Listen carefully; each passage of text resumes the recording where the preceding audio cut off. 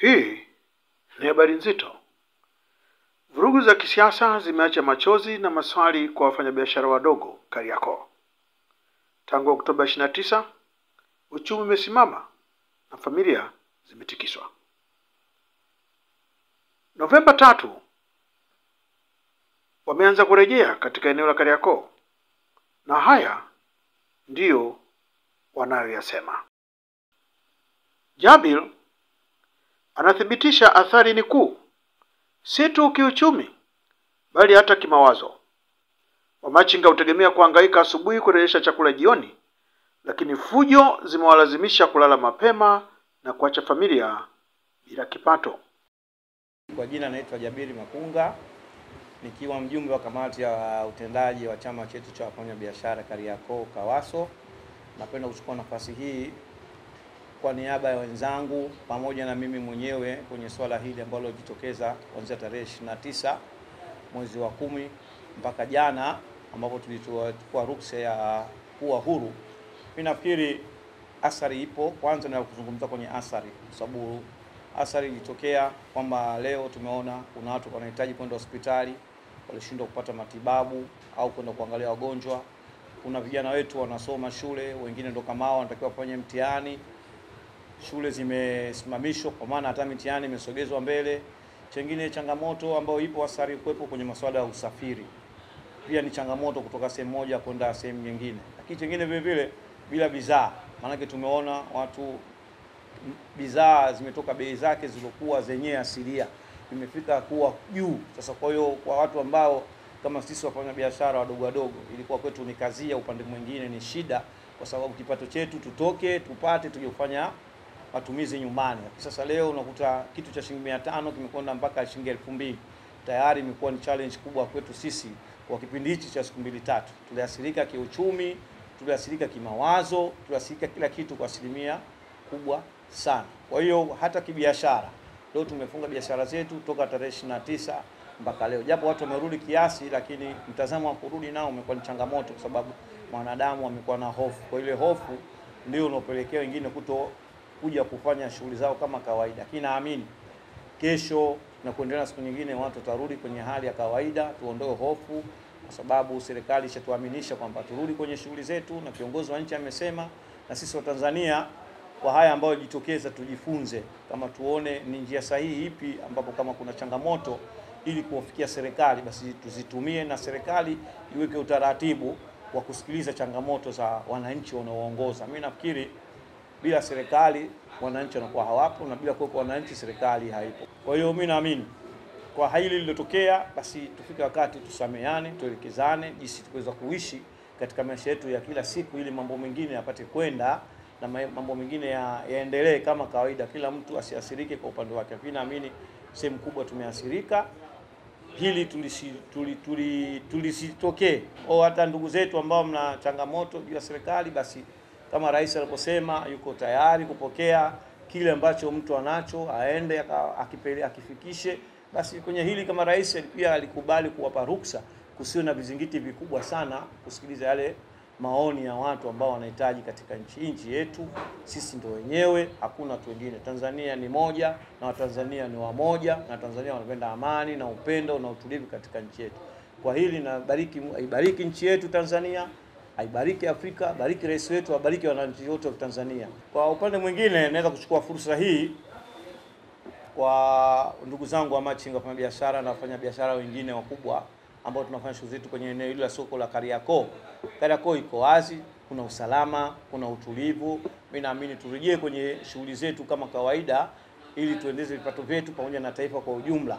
Kwa hiyo tuje kufanya shughuli zetu. Kariakoo kuko salama, hakuna changamoto aina yoyote. Kwa hiyo mimi nasihi sana ndugu zangu wafanya biashara wadogo kama machinga, kwa hiyo nakusini sana turudi kwenye taratibu zetu za kibiashara. Tuunge serikali yetu mkono na tutokomeze haya mengine yanayotokeza, wala tusishilani. Sisi wafanya biashara machinga, kazi yetu ni kufanya biashara, hakuna zaidi ya hapo. Elieleza Wilson anawaona wanasiasa, acheni kutunishiana misuli. Sio nyinyi mnaumia, ni wananchi wa chini. Mtawala anapotoa nafasi ya mazungumzo, hebu tumieni hilo, msiamshe fujo. Naitwa Elieza Wilson, ni mjumbe wa upande wa machinga, taasisi ya machinga Kariakoo. Ukweli kwenye hili swala lililotokea kutoka uchaguzi huu umeanza, hatujawahi kuona hata siku nyingine vurugu zilizotokea kama kipindi hiki cha chaguzi za mwaka huu. Na asilimia kubwa athari nyingi imetujia hata sisi wa machinga huko. Tumeipata athari. Kwanza biashara hatujafungua toka tarehe 29.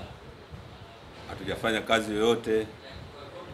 Tumepewa zuio la kukaa ndani tu, hakuna kutoka nje. Kwa hiyo hayo ni mazingira ambayo tayari moja kwa moja yametuathiri, na wakati huo sisi wananchi ni mtu wa kuamka ndio apate kula jioni. Lakini unapokuwa umeshamzuia, zuio linakuja kwa ghafla, hilo kwa kweli limetuathiri sana wa machinga. Tunachoshukuru toka rais alivyoapishwa jana kuondoa zuio hilo, leo tarehe 4, asilimia kubwa ya machinga tumeingia kazini na kazi zinaendelea Kariakoo, na maduka baadhi yake wamefungua, kazi zinaendelea. Kwa hiyo wito wangu kwa watu wengine ambao bado wa machinga hawajaja mjini, waendelee kuingia mjini. Amani ipo, usalama upo wa kutosha, hakuna mambo ya vurugu. Kwa hiyo natoa wito waje tuanze maisha mengine yaendelee. Wito wangu mimi kwa viongozi, maana haya yote yametufikia hapa ni kutokana na mambo ya siasa. Wanasiasa wakae wazungumze ili waweze kujenga taifa lililo moja, kwa sababu wanagombea fito na kati nyumba yenyewe ya ujenzi ni moja. Mama alishafungua milango, akasema anapokea maoni yao. Waende wakakae naye, washirikiane naye kama sisi tunavyo support ili maisha mengine yaendelee. Lakini wanapokuwa wanasigana, sisi tunaumia chini huku. Sio wenyewe wanaoumia. Sisi wananchi wa chini ndio tunaoumia. Kwani tunapokuwa tumefungiwa, wenzetu huko wengine maduka kwao huko supermarket yamefunguliwa, lakini sisi masoko yamefungwa. Vyakula vimefungwa mikoani, hatutaki kuingia. Huyu mtu hali ya chini tutaishi vipi sisi?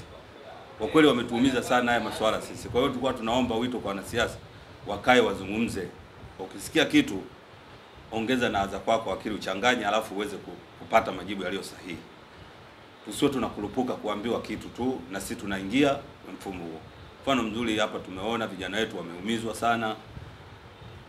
Hata mwingine saa nyingine uko ukimuuliza kijana kwa nini ulikuwa unaandamana, hana hata jibu la kukupa la kueleza, kwa sababu ni wameiga tu mkumbo kusikia kwenye mambo ya mitandao, wamehamlishwa humo, wamepampi humo na mambo ya siasa yameingia ndani yake. Kwa hiyo wito wangu mimi, tusiwe tunakubali kusikiliza jambo la kuingia kwenye kuvunjifu wa amani pasipo kwanza kuchanganya na akili za kwako kupata majibu yaliyo sahihi. Naye machinga Fadhili Mwango anatoa ushuhuda mkali. Anasema vurugu zimepandisha kila kitu mpaka inakuwa haiwezekani. Pia amesema vurugu zimesababisha mahitaji yasipatikane. Hata hivyo, anasema vijana wengi wanafuata mkumbo tu, hawajui wanataka nini. Hii ni hasara kwa taifa. Anasema vijana wasikubali kusukumwa. Pamoja na kusema vijana wasikubali kusukumwa, Fadhili Mwango ambaye yuko na Rung'ombe na Kariakoo anasema Watanzania wanaishi kama ndege, lazima kujifunza kuhusu vurugu. Kwa majina anaitwa Fadhili Mwango, ni mfanyabiashara machinga wa soko Kariakoo. Nipo mtaa wa Kongo na Rung'ombe. Kwa ujumla kuhusiana na haya maandamano, kiukweli tumeathirika sana. Hususan sisi wa Tanzania, maisha yetu ni kwamba tunaishi kama ndege. Mpaka utoke ndo watoto wapate kufanya nini, kula. Sasa ilipotokea hii hali, kwa kweli imetuathiri kwa kiasi kikubwa sana. Kama mimi binafsi mmojawapo, ili jambo nilienda asubuhi, nikapiga zangu kura, nikasema ngoja nije zangu Kariakoo niendelee na majukumu yangu kama kawaida. Matokeo yake yale mambo yakaanza wakati niko Kariakoo.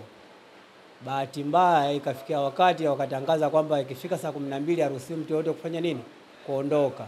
Kwa kweli mimi nilikwama. Sikuwahi kurudi nyumbani kutegemea na ile hali. Kwa hiyo nilipopata nafasi kidogo ya kupenya kwenda nyumbani, nikarudi nikaendelea na maisha, lakini hali ilikuwa ngumu sana kwa sababu vitu vilipanda bei. Kwanza havipatikani. Ukipata upenyo kidogo kwenda kununua kitu, basi bei uliyokuwa unanunua kawaida tofauti na ile ambayo ilikuwepo tena. Umeona ile hali. Kwa hiyo hali kwa kweli ilikuwa mbaya, lakini tunashukuru Mungu kwamba hili jambo limepita na limeisha. Tunawashukuru viongozi ngazi ya ulinzi na usalama, yani wanajeshi, polisi, kwa kuweza kulidhibiti hili jambo kwa haraka. Sasa hivi maisha yamerudi kama kawaida. Kariakoo leo tayari ishaanza kufunguka kwa sababu tumeruhusiwa turudi kwenye hali zetu ya kawaida. Biashara zimeshaanza, wamachinga washaanza kufanya biashara zao. Kwa hiyo tunashukuru Mwenyezi Mungu, ile jambo limepita, ila nawaasa vijana wenzangu, maana asilimia kubwa walioathirika ni vijana wenzangu na mimi, wenye umri wa kwangu mimi, wa chini yangu na walionizidi kidogo. Wao ndio wameathirika sana kwa sababu wengine walikuwa wanafuata mkumbo. Wengine wakisikia pia wasema na mimi nitaenda kupata kitu pale. Mwisho wa siku wanaingia kwenye matatizo ambao hawakufanya nini? Hawakuyatarajia. Wanawapa shida wazazi wao, leo wamewaacha wanalia, wanateseka kwa ajili ya watoto wao. Wengine wameacha familia zao, wanateseka kwa sababu ya kufuata nini? Mikumbo. Kwa hiyo tuache hivi vitu. Nafikiri njia sahihi, kama tunaona kuna jambo aliendi sawa kwa viongozi wetu. Viongozi wetu ni sisi, ni wasikivu sana.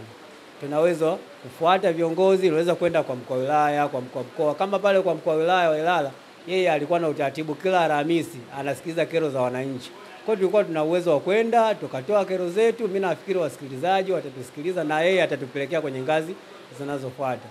Kwa hiyo mimi nawaza sana vijana wenzangu, sasa hivi tumefunguliwa, turudi makazini, tuendelee na kazi kama kawaida. Amani imetawala, watu wajitokeze, tuendelee na biashara kama kawaida. Kwa sasa hali Kariakoo imetulia.